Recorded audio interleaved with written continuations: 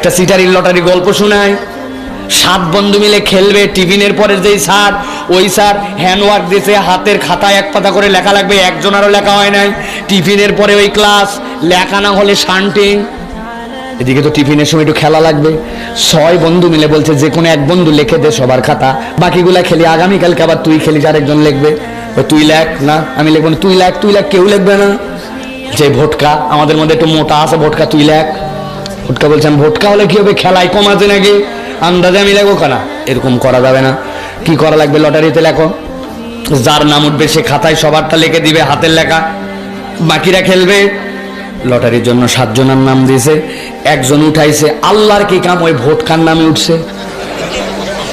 ভোটকা তো মনের দুঃখে খাতায় সবার লিখতেছে, এখন খেলতেছে 6 জন। একবার তো আরেক বন্ধুকে বলছে আমরা সবাই চাচ্ছিলাম ভোটকার নামে উঠুক, কিন্তু দোস্ত ওর নাম উঠলো কেমনি, কয় বেকুব কোথাকার, লেখার দায়িত্ব আমি ছিলাম, 60টার মধ্যে ওর নাম ছাড়া কারো নাম ছিল নাকি।